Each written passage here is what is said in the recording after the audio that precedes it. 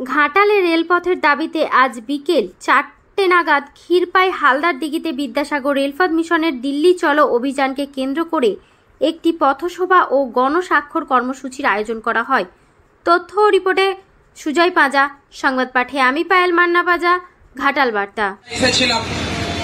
আগামী দিনে এই এলাকায় যাতে রেল লাইন প্রতিষ্ঠিত হয়, রেল লাইন গড়ে ওঠে, তার জন্যই আমাদের এই লড়াই, আমাদের আন্দোলন। আশা করি আপনারা প্রত্যেকে এগিয়ে আসবেন এবং প্রত্যেকে আগামী দিনে যাতে এই ক্ষীরপাই শহরে রেল লাইন গড়ে ওঠে, রেল মানচিত্রে যুক্ত হয়, সেই বিষয়ে সহযোগিতার হাত বাড়িয়ে দিবেন।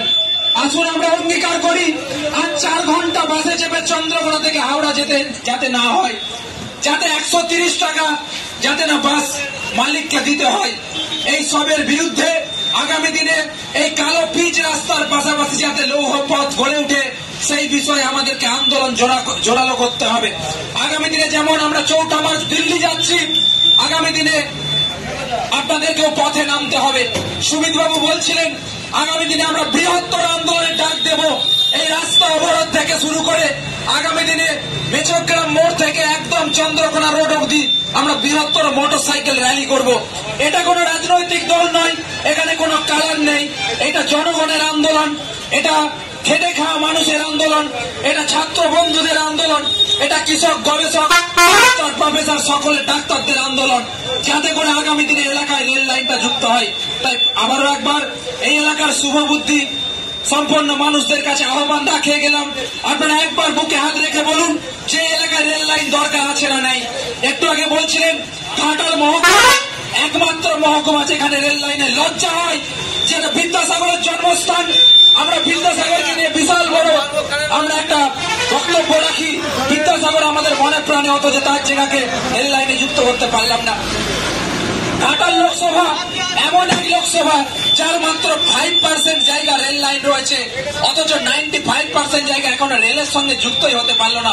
কিসের উন্নয়ন, কিসের উন্নয়নের কথা বলেন আপনারা, যেখানে রেল লাইনটাই হলো না এখনো?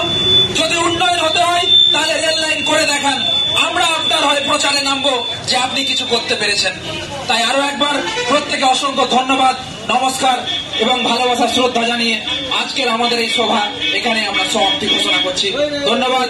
জয় বিদ্যাসাগর, জয় বিদ্যাসাগর, জয় বিদ্যাসাগর। ধন্যবাদ। যখন কোন একটা পথ অবরোধের প্রয়োজন হবে, তখন অসংখ্য মানুষের উপস্থিতি প্রয়োজন হবে। সেই কারণে যারা সব গণস্বাক্ষর করছেন তাদেরকে আমরা জানাবো, আমরা বিশেষ কোনো দিন আধ ঘন্টার জন্য পথ অবরোধ করব। পথ অবরোধ করে আমরা বিভিন্ন প্রশাসনিক ব্যক্তিদের কাছে দৃষ্টি আকর্ষণ করা বা রাজনৈতিক ব্যক্তিদের দৃষ্টি আকর্ষণের জন্য আমরা একটা আন্দোলন করব। এবং সেই সঙ্গে আমাদের মোটরসাইকেলের rally, Panskura to Chandrakona road একটা মোটরসাইকেল র্যালি করব। তার মাধ্যমেও আমাদের অসংখ্য লিফলেট বিতরণের মাধ্যমে আমাদের প্রচার করা সম্ভব হবে। যাই হোক, আমি সকলকে এখানে উপস্থিত সকলকে আন্তরিক শুভেচ্ছা, ধন্যবাদ, বড়দের প্রণাম, ছোটদের ভালোবাসা জানিয়ে আমার সংক্ষিপ্ত বক্তব্য শেষ করছি। জয় বিদ্যাসাগর, জয় ক্ষুদিরাম বসু। মহকুমা বঞ্চিত থাকবে, অথচ আপনারা দেখছেন যে আমাদের শাসক খেলা মেলা, এতে হাজার হাজার কোটি টাকা খরচা করছে। আপনার সরকারের থেকে মন্দির নির্মাণ হচ্ছে, সরকারের থেকে অনেক কিছুই কাজকর্ম হচ্ছে, যেখানে কাজের থেকে অকাজ বেশি এবং প্রচার বিজ্ঞাপন তার জন্য অনেক বেশি।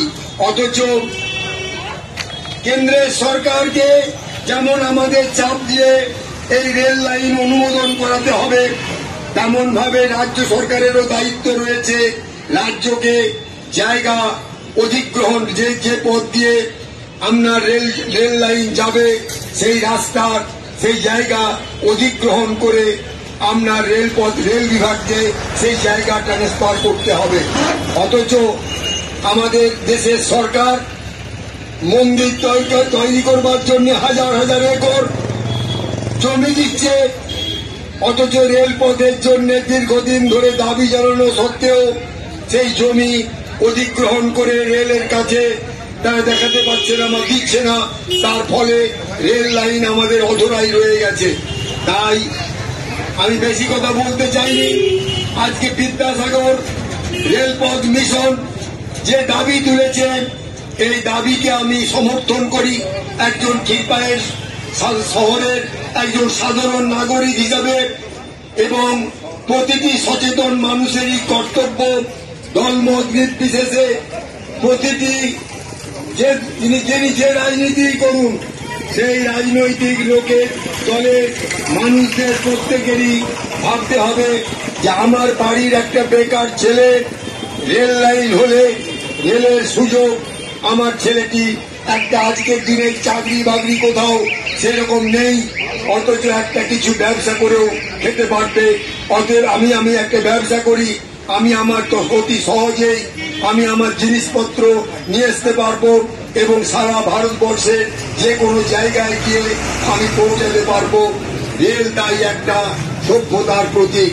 আমাদের দেশে সরকার গাল ভরা কথা বলেন, উন্নয়ন উন্নয়ন উন্নয়ন। উন্নয়ন বলতে এগুলি উন্নয়ন, মানবিক উন্নয়ন, অর্থাৎ মানুষের যাতে উন্নয়ন হবে সেই উন্নয়ন দরকার। তেমনি রেলপথ শুধু রেল লাইন নয়, রেলের সঙ্গে অনেক কিছু বিষয় যুক্ত রয়েছে।